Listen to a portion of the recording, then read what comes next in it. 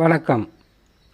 சிம்ம ராசி உத்திரம் நட்சத்திர சனி பெயர்ச்சி பலன்கள் 2025 முதல் 2027 வரை. உத்திரம் நட்சத்திரம் சூரிய பகவானின் ஆதிக்கம் நிறைந்த நட்சத்திரம்.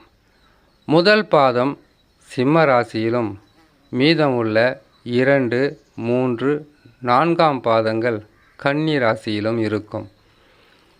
முதல் பாதத்தில் பிறந்தவர்கள் சிம்ம ராசியில் இருப்பதினால் சிம்ம ராசி உத்திரம் நட்சத்திர சனி பயிற்சி பலன்கள்.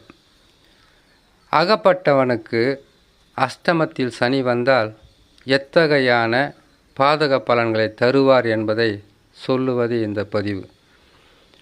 சனி பகவான் 8ஆம் ராசியில் அமருவது என்பது அஷ்டமம். இந்த அஷ்டமத்தில் சனி பகவான் வந்தால் 8 வகையான கஷ்டங்கள் இருக்கும். செய்யும் தொழிலில் நஷ்டங்களை கொடுக்கும், வருமானம் குறையும். குடும்பத்தில் நம்பிக்கையில்லாத மனிதர்களாக மாற்றுவது அஷ்டமத்தில் சனி வந்தால். நம்பிக்கையானவர்கள் கூட உங்களை உதாசீனப்படுத்தக்கூடிய காலகட்டமாக இருப்பதினால் மிகவும் கவனமாக இருக்க வேண்டும். இந்த உத்திரம் நட்சத்திரம் சூரிய பகவானின் நட்சத்திரத்திலும் சூரிய பகவானின் ஆதிக்கத்திலும் பிறந்த உங்களுக்கு முதல் தசா சூரிய தசா, அடுத்ததாக சந்திர தசா, அதுக்கு அடுத்ததாக செவ்வாய் தசா. செவ்வாய் தசா முடிந்தவுடன் ராகு தசா, ராகு தசா முடிந்தவுடன் குரு தசா, அதற்கு பிறகு வருவது சனி தசா, புதன் தசா என்று மாறி மாறி நடந்து கொண்டே இருக்கும். எதுக்காக இத்தனை தசா சொல்கிறேன்னு கேட்டிங்களேனாக்கா, உங்களுக்கு இப்பொழுது நடந்து கொண்டு இருப்பது என்ன தசா என்பதை நாங்கள் பார்க்காமலே சொல்லக்கூடிய பதிவு. சனி பகவான் கெட்ட இடத்திற்கு வந்தவுடன் அனைத்து வகையான கெட்ட பலன்களும் தந்து விடுவார் என்று சொல்ல முடியாது. அந்த கெடு பலன்களை நீங்கள் உங்களுக்கு வருகிறது என்றால் கண்டக சனியில் தவறு செய்திருக்க வேண்டும், தப்பாட்டம் ஆடியிருக்க வேண்டும், நம்பிக்கை துரோகங்கள் செய்திருக்க வேண்டும். அப்படி இல்லை என்றால் குடும்பத்திற்கு ஆகாத வேலை, உங்களுடைய தொழிலுக்கு ஆகாத சில தவறுகள், தவறான பாதை, தவறான முடிவு, தவறான நட்பு, தவறான சேர்க்கை, தவறான செயல், இப்படி கண்டக சனியில், அதாவது இப்பொழுது நடந்து கொண்டு இருக்கிறதல்லவா, இந்த கண்டக சனியில் தவறு செய்தால்தான் அஷ்டம சனியில் அகப்பட்டு கொள்வது.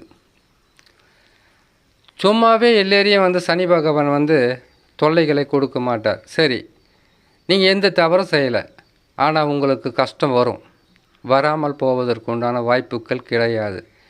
காரணம், நல்லவர்களாக நீங்கள் இருக்கலாம், உங்களை சுற்றி இருப்பவர்களும் உங்களுடன் சேர்ந்து இருப்பவர்களும் நல்லவர்களா அல்லது கெட்டவர்களா என்பதை அனுபவ பாடமாகவே உணர்த்துவது தான் அஷ்டமத்தில் சனி வந்தால். இதற்கு இந்த சிம்ம ராசியில் இருக்கக்கூடிய மகம், பூரம், உத்திரம் நட்சத்திரம் மட்டும் விதிவிலக்கல்ல. 12 ராசிகளில் பிறந்தவர்களாக இருந்தாலும் சரி, 27 நட்சத்திரங்களில் பிறந்தவர்களாக இருந்தாலும் சரி, அஷ்டம சனி வந்தால் இத்தகையான பாதங்கள் கொடுக்கும். அஷ்டம சனி என்பது ஒரு மனிதனை ஆட்டி படைப்பது மட்டுமல்லாமல் பல வகையான அனுபவ பாடங்களை கொடுக்கும். ஏன்னு கேட்டிங்களேனாக்கா, சனி பகவான் 8ஆம் இடத்தில் அவருடைய 3ஆம் பார்வையாக 10ஆம் ராசியை பார்ப்பார். உங்களுக்கு 10ஆம் ராசி.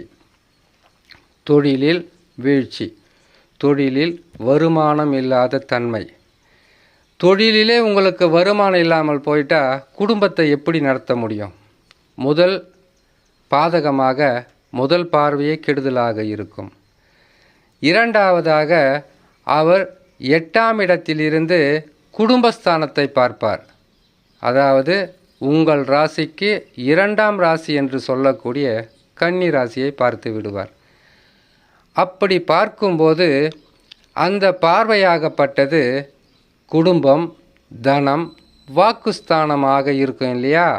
குடும்பத்தை செயல்படுத்த முடியாது, கொடுத்த வாக்கை காப்பாற்ற முடியாது, கடனாக பெற்றிருந்தால் திரும்பி உங்களால் அடைக்க முடியாது, அல்லது கடனாக நீங்கள் கேட்டாலும் மற்றவர்கள் உங்களுக்கு கொடுக்க மனம் இல்லாமல் இருக்கும். பையிலே பணம் இருந்தாலும் அதை கையில் எடுத்து உங்களுக்கு கொடுக்க அவர்களுக்கு மனம் இல்லாமல் போகும்.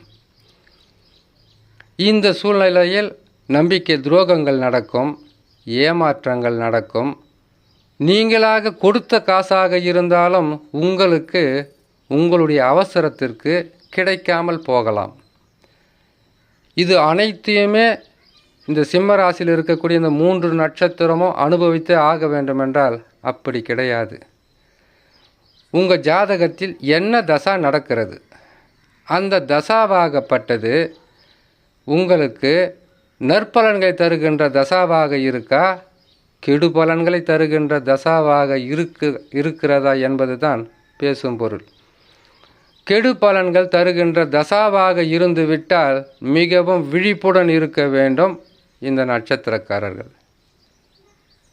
ஆனால் நட்சத்திரங்கள் மாறுபடும் போது தசாக்களும் மாறுபடும். அதனால்தான் ஒவ்வொரு ராசிக்கும் ஒவ்வொரு நட்சத்திரத்திற்கும் பிரித்து சொல்லப்படுகின்ற பலன்களாக போடுறோம்.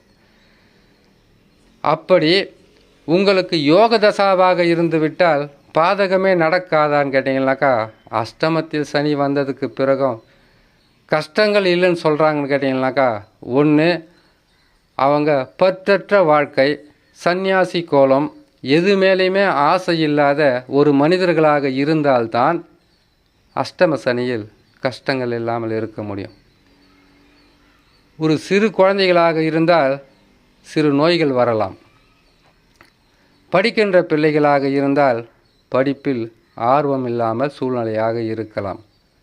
திருமண வயதில் இருந்தால் இன்னுமா கல்யாணம் செய்யலை, வரனெல்லாம் தட்டி கழிச்சுக்கிட்டே இருக்கிறாங்க.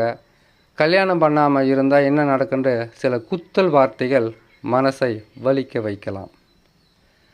இதில் அதிகப்படியாக விழிப்புடன் இருக்க வேண்டியவங்க குடும்ப தலைவன் அல்லது தலைவி, அல்லது பொறுப்புகளை சுமந்து இருக்கக்கூடிய ஒரு முதலாளியாக இருக்கலாம், சொந்த தொழில் செய்கிறவங்களாக இருக்கலாம், வியாபாரம் செய்கிறவங்களாக இருக்கலாம், அரசாங்க ஊழியர்களாக இருக்கலாம். இவர்கள்தான் மிகவும் விழிப்புடன் இருக்க வேண்டும்.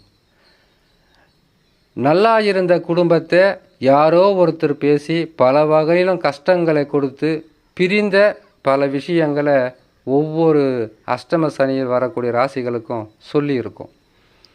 அந்த வகையில் சிம்ம ராசியில் இருக்கக்கூடிய இந்த 3 நட்சத்திரமும் மிகவும் விழிப்புடன் இருக்கும்.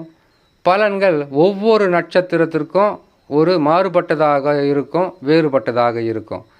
ஏன்னாக்கா நட்சத்திரங்கள் ரீதியாக அனைவருக்கும் ஒரே தசை நடக்காது. மக நட்சத்திரமாக முதலில் வருவது கேதுவின் தசா, பூரம் நட்சத்திரமாக முதலில் வருவது சுக்கிர தசா, உத்திரம் நட்சத்திரமாக அதுக்கு முதலில் வருவது சூரிய தசா. இப்படி தசாக்கள் மாறுபடும் போது பலன்களும் மாறுபடும்.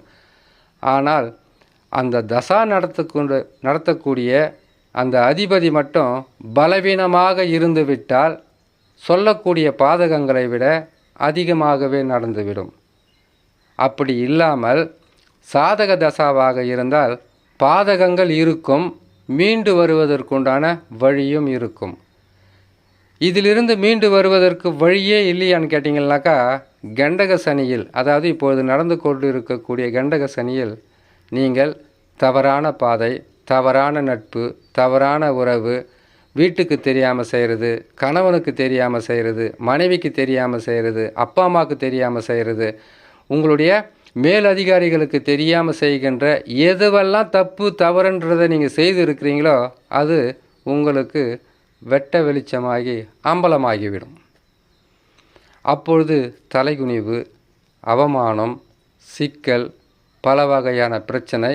பாதக தசாவாக இருந்துட்டு நீச பகை பெற்று 6, 8 அமர்ந்த கிரகங்களுடைய தசாவாக இருந்தால் நீங்கள் அரசாங்கத்தால் தண்டிக்கக்கூடிய மனிதர்களாக கூட மாறக்கூடிய ஒரு சூழ்நிலையாக இருக்கும். மிகவும் விழிப்புடன் இருக்க வேண்டும் இந்த உத்திரம் நட்சத்திரக்காரர்கள். இதற்கு பரிகாரமாக நீங்கள் செய்ய வேண்டியது, சனி பகவான் யாரையெல்லாம் நேசிக்கிறாரோ அவர்களுக்கு தான் நாம் பரிகாரம் செய்ய வேண்டியதாக இருக்கும்.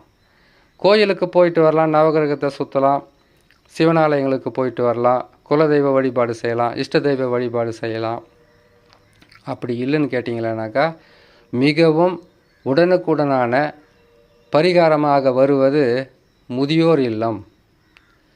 அனைவராலும் வெறுத்து ஒதுக்கப்பட்டு எந்த விதமான ஆதரவும் இல்லாமல் இருக்கின்ற முதியோர் இல்லங்களுக்கு சென்று சிறு உதவிகளை செய்யலாம். அநாத ஆசிரமங்களுக்கு சென்று செய்யலாம். ஊனமுற்றோர் இருக்கக்கூடிய இல்லங்களுக்கு சென்று அங்கே போய் நீங்கள் செய்துட்டு வரலாம். இது உடனுக்குடனான பரிகாரமாக இருக்கும். கைமேல் பலன்கள் கிடைக்கும் என்று சொல்லி இன்னொரு நல்ல பதிவில் உங்களை நான் சந்திக்கிறேன். நன்றி, வணக்கம்.